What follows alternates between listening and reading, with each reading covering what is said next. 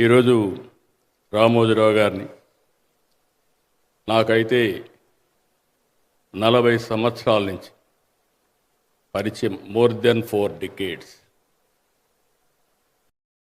రామోజీరావు గారు ఎవరిని పిలవరు, ఎవరు వచ్చినా కాదనరు.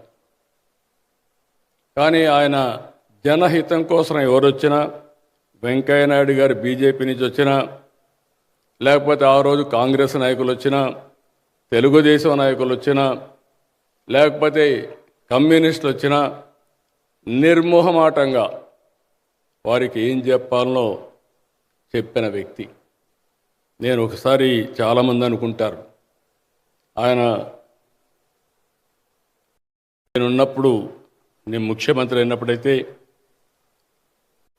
అంత మునుపు కూడా నేను చాలాసార్లు ఆయన దగ్గరికి వెళ్ళేవాడిని, గంటల తరబడి మాట్లాడేవాళ్ళం.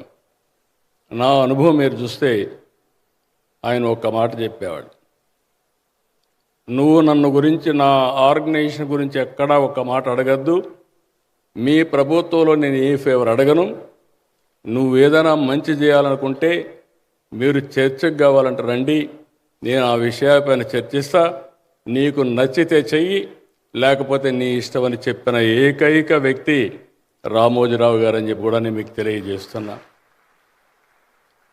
ఆయన గవర్నమెంట్లో 40 ఏళ్లుగా నేను అనేక పొజిషన్లో ఉంటే కనీసం ఆయన జీవితంలో ఒక చిన్న ఫేవర్ కానీ, చిన్న పని కానీ ఎక్కడా చెప్పిన వ్యక్తి కాదు.